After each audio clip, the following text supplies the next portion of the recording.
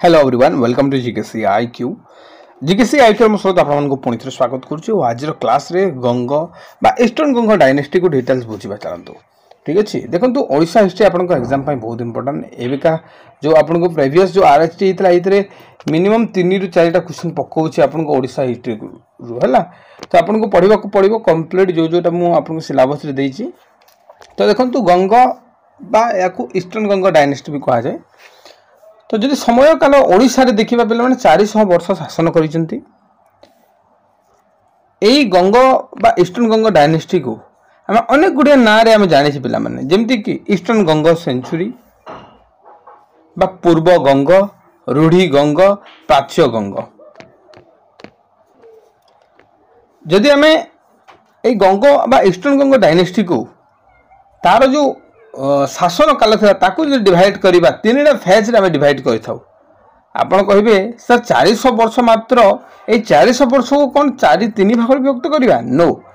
देखंतु एटा तो मु जो कहली आपण को एटा मेडिवल विषय रे खाली कहली किंतु जदि गंग वंश जदि आपण शासन काल देखिबे ताले बहुत समय पर्यंत माने शासन करिसेंती जेमति देखंतु यांकर जो अर्ली ईस्टर्न गंग थिले माने 493 रु 1077 जाय शासन करिसेंती जो मानकर उद्देश्य खाली रहिबा खाइबा सोइबा थिला गुटे माने कहि परिबे नॉर्मल जीवन यापन गुटे बा सरल जीवन यापन करबा ए मानकर उद्देश्य थिला मुठे खाइबा को मिलिले आउ सोइबा को जगह मिले बास सरीदला सही हिसाब रे माने तांको आर्ली ईस्टर्न गंग डायनेस्टी चलतला या पर इंपीरियल ईस्टर्न गंग डायनेस्टी आसिला 1077 रु 1436 मसिया एइतरे मानकर उद्देश्य कोन हेगला कि माने केमिति साम्राज्य विस्तार करेंगे अन्य राज्य लुंठन करिकी केमती निज राज्य को आहुरी गोटे प्रकार स्ट्रंग बलवान करि पारिबे एई उद्देश्य रे आपनकर जो इंपीरियल ईस्टर्न गंग डायनेस्टी आसिला जोटे कि 1077 रु 1436 मसिया पने शासन कला तापर आसिला पेला माने खेमुंडी गंग जोटे 1436 रु 1947 पर्यंत माने जते बेले भारत स्वाधीन हला तापर जे कि गंग वंश शासन करबा बंद हिची तो आपण 3टा फेज रे आ यार ना गुडा को आपण मन रखंतु ठीक अच्छे तो जो मैंने भी आम हैंडरिटन नोट्स परचेज करने को चाहते करेंगे पिला माने आम जो हैंडरिटन नोट्स दूसरी बहुत सारा सब्जेक्ट रोचे जमीक कि आपण मैंने जो पढ़ाऊँ एमती सब नोट्स गुड़ाक रही बहुत ही क्वालिटी आ या बाहर आपको किसी भी देखा पड़ोनी आपको नोट्स सहित वीडियो क्लासेस कंप्लीट देखा यूट्यूब तो गोटे दुटा ही क्लास दे था जोटा कि डेमो किंतु कंप्लीट सीरियली क्लास जब ने देन आप 239 पे करेंगे ये आम आपको ancient history medieval history modern history Indian geography world geography polity economics Odisha history Odisha geography computer strategic और एनवायरनमेंट एतिक सब्जेक्ट सहित सीरियली वीडियो क्लासेस दिया होची आपण जदी एबे समय नाही आपण रिवीजन मध्ये करि पारिबे जदी नेबे नै पारिबे 6371239111 रे एबे ही पे करिके आपण स्क्रीनशॉट दियंतु आपण को संगे संग नोट्स प्लस वीडियो क्लासेस मिली जिवो ठीक अछि तो एबे देखंतु आमे बुझिबा कि यार फाउंडर की बा गंग बा ईस्टर्न गंग डायनेस्टी फाउंडर पचारि देबो पिला माने फेज पचारि न पारे किंतु आपण को पचारिबो कोन यार गोटे प्रकार यार फाउंडर पचार तो फाउंडर होचंती पिला माने कर्मनाभ प्रथम तो कर्मनाभ प्रथम होचंती फाउंडर एक्सट्रीमली इंपोर्टेंट आ यार जो कैपिटल टा कलिंग नगरी बोली कहा जाउतला से समय रे कलिंग नगरी तो हम पढुचे मुनी रिपीट करबी गंग डायनेस्टी जार फाउंडर हेले कर्मनाभ प्रथम आ कैपिटल कलिंग नगरी बोली कहा जाउची जदि आमे देखिबा गंग डायनेस्टी को बहुत ही डेप्थ रे पिला माने देन मु आपन को चलंतु गोटे पर गोटे बताउची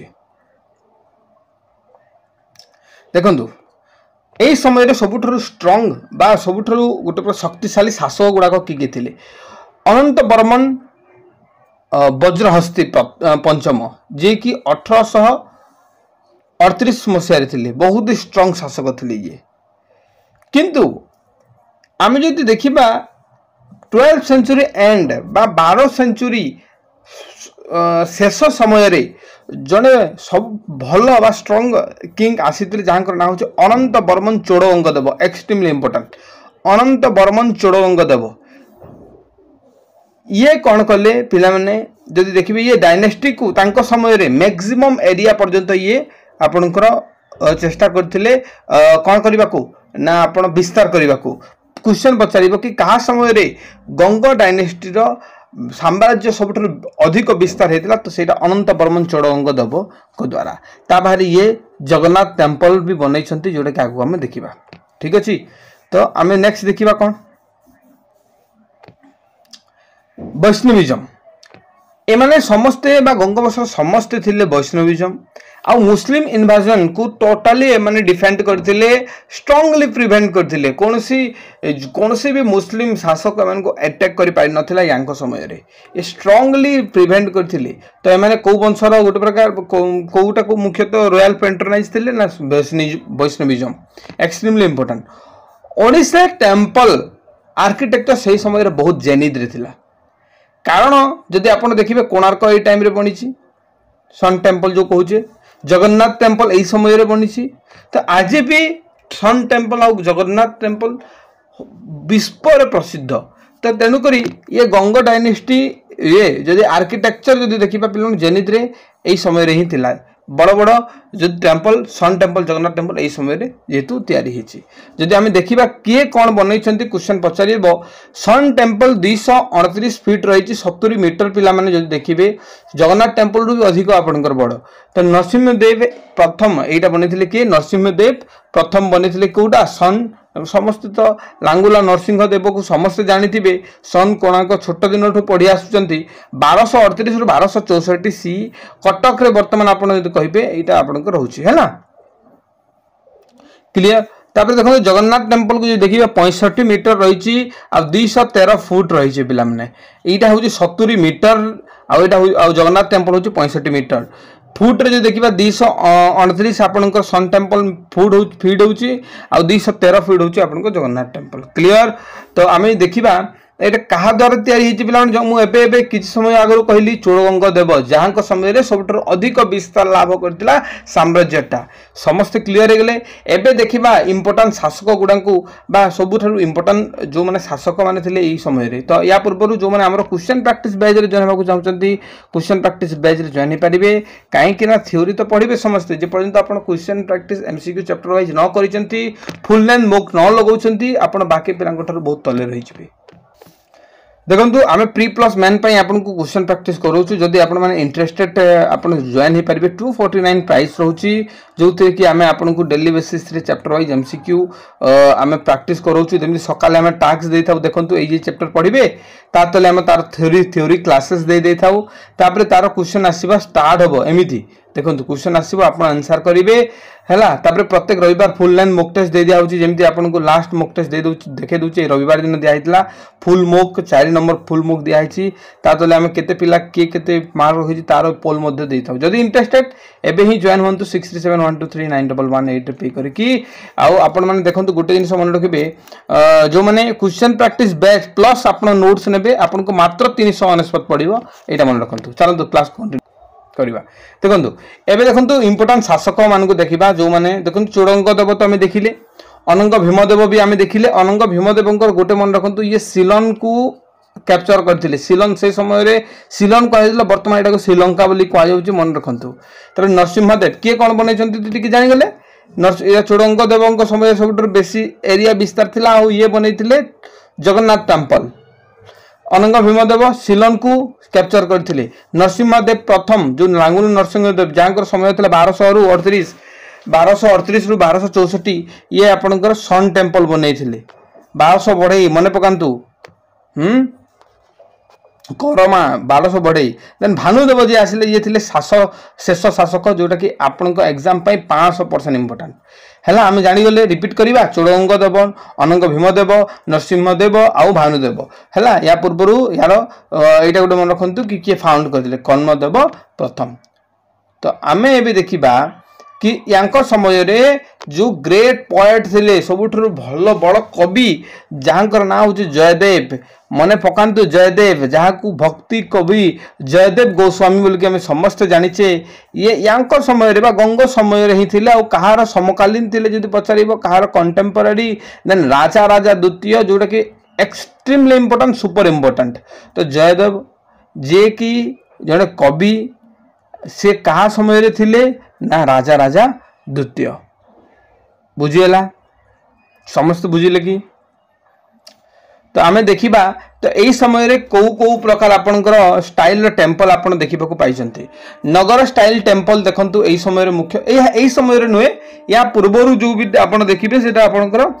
नगर स्टाइल टेंपल गुडा देखिबा को मिलिछि जेमिति कि पिला माने म आपन को एटा छाणो ए टर्म गुडा को मु देखैबी न क्वेश्चन कोन पचारिबो कि लिंगराज टेंपल गुडा को टाइप रो आर्किटेक्चर क्वेश्चन दब आपनकर नगर कलिंग एमिति आपनकर ऑप्शन दब तो आपण कौन करिवे नगर करिवे कहीं ना लिंगराज मुक्तेश्वर आपन जो परशुराम परशुरामेश्वर टेम्पल रही तीन टेम्पल आपन होची नगर स्टाइल टेम्पल आ बाकी आपन कहिबे सर जगन्नाथ टेम्पल सेटा होची कलिंग पिला माने कलिंग एक्सट्रीमली इंपोर्टेंट मु पुणी थरे कहूची एटा आपन एबे ही मन रखंतु नहले गोटे क्वेश्चन आपनकर गला एई दिके पाठ पढी के भी किछ फायदा हबनी तो मु पुणी थरे कहूची लिंगराज मुक्तेश्वर आउ परशुरामेश्वर टेम्पल होची आपनकर नगर मने केमति रखिबे ना लिंगराज राज जे राजा करे से नगर परिक्रमण करे जे परशुराम आपन देखिबे गाँ रे कोन करंती परशुराम जो ने बाहरंती से माने नगर परिक्रमण करंती तो नगर दुईटा आपन मन रखि दिले देन मुक्तेश्वर भी आपन सेही हिसाब रे मन रखंतु तमे एई दिले देखिबा एई पीरियड रे मुख्यतः हम देखंतु सिकरारास आमला और मंडप ये तीन जिनिस आम देखा पाइछे तो जो एम्पायर थिला इस समय पिला माने जो एम्पायर थिला तो यांकर साम्राज्य आमे बहुत सारा प्रोविंस रे डिवाइड थिला जेमिति कि देखंतु विषय बोली कहउतला से समय रे तो विषय को दी भाग व्यक्त कराउतला गोटे होची पांचाली आ गोटे होची भोग कहंतु पांचाली आ भोग पांचाली भोग विषय को दी भाग व्यक्त कराउतला सेटा कहंतु पांचाली आ भोग तो आम देखा यही समय कौ टैक्स मिलूला जदि मु पचारि आपड़ कहींपारे कि यस भेटा भोड़ा आउ परिदर्शन भेटा भोड़ा परिदर्शन भेटा भोड़ा परिदर्शन भेटा भोड़ा परिदर्शन कहतु दी तीन थर कहतु भेटा भोड़ा परिदर्शन भेटा भोड़ा परिदर्शन आउ विषयस को दी भाग व्यक्त कराउतला सेटा होची पांचाली आउ भोग तो आम देखा ये जो आप देखु मंदिर जो होता है केमती केमती डिवाइड होता ना ऊपर जोटा था से कलसा बोली कहला जो जगह कलश रखा होता ता तले आमलका बोली कहला जोटा एमती देखा जाए आप जगन्नाथ टेम्पल देखिए बाकी टेम्पल गुड़ाक भी देखिए जो जगह कलसा बा कलसी रखा है तल को जो पॉइंट है ताको आम आमलका बोली कही था अमलका कहला मझे जो जगह भगवान को रखा जाए तो ताकू गर्भगृह बोली कहुए पिला माने गर्भगृह तो पूरा जो जगह रखा है गर्भगृह ऊपर जोटा थाए ताकू आम शिखरा बोली कही था तो आपन केमती मन रखिए कहूँ देखो फास्ट हूँ कलसा तापर अमालका एंड आपनकर शिखरा शिखरा पिला माने ओके तापर ता आगरू जो आपनकर गोटे घर रहे बा गोटे मंदिर रहे ताकू आम कही था मंडप ताकू आमे कहिबा मंडप आ ता पूर्वरु जेते पूरा जो एंट्री गेट पाखापाखि थाए ताकू आमे कहिथौ अर्ध मंडप तो एटा होजे अर्ध मंडप एटा होजे मंडप एटा होजे गर्भगृह ता ऊपर को जदी जिबा पिला माने आमे पाइबा शिखरा ता ऊपर को जदी जिबा पाइबा आमे अमलका आ ता ऊपर को जदी जिबा आमे पाइबा पिला माने कलसा ठीक अछि गोटे सेकंड पिला माने तबे कोन कोन पडला तरंतु थोड़े रिवीजन करनबा गंगा डायनेस्टी जोटा कि 1038 रु 1435 जदि ओडिशा रे देखिबा 400 वर्ष गोटे प्रकार जोटा पुस्तक कहूँ 400 वर्ष शासन करथिले किंतु तांकुरु जदि एंशिएंट रु देखिबा तीनटा फेज रे हमें डिवाइड करूचे अर्ली ईस्टर्न गंगा जोटा कि 493 रु 1077 इंपेरियल ईस्टर्न गंगा जोटा कि 1077 रु 1436 तापर खेमुंडी गंगा जोटा कि 1436 रु 1447 जाय हमें एटा को तांकर शासन काल को तीन भाग व्यक्त करा यार फाउंडर देखिले कर्मनाभ प्रथम कैपिटल ये रखिदिले कलिंग नगर जदि स्ट्रांग राजा देखिबा अनंत बर्मन विजयहस्ती पंचम जे कि 1868 मसिया रे तांकर गोटे प्रकार शासन काल थिला जदि हमें देखिबा 12 सेंचुरी शेष पाखपाखि अनंत बर्मन चोड़गंग देव गोटे प्रकार तांको समय रे बहुत एरिया को विस्तार करथिले आ तांको समय रे ही जगन्नाथ टेम्पल बनैथिले आ ए विषय मु 3 रु 4 थर कहि सारिछि एमाने थिले वैष्णविज्म आ ओडिसा रे जदि टेम्पल आर्किटेक्चर विषय रे कहिबा ए समय रे थिला सबुठर ऊपर यानी जेनिथ बोली कहि परिबे सन टेम्पल जोटा कि 229 फिट रही 70 मीटर जोटा कि आप जानते नरसिंहदेव प्रथम द्वारा या समय काल देखो 1238 रु 1264 जाए शासन करते। देन जगन्नाथ टेम्पल जोटा 65 मीटर आउ 213 फिट रही आईटा हूँ अनंत बर्मन चोड़गंगदेव इंपोर्टां शासक गुड़ाक रही चोड़गंगदेव अनंत बर्मन सॉरी अनंग भीम तृतीय नरसिंहदेव प्रथम भानुदेव चतुर्थ जी शेष शासक थे। ग्रेट पोएट जयदेव या समय गोटे प्रकार कोर्ट पोएट हिसाब से आपरे राजा राजा द्वितीय गोटे प्रकार आप समकालीन थे यानी कंटेम्पोरारी जोटा कि एक्सट्रीमली इंपोर्टेंट आप एग्जाम क्वेश्चन पचार नगर स्टाइल आउ कलिंग स्टाइल को लेकिन तो आप देखो नेक्स्ट कलिंग स्टाइल पढ़ा एवं आप नगर स्टाइल देखो लिंगराज टेम्पल मुक्तेश्वर टेम्पल आउ जो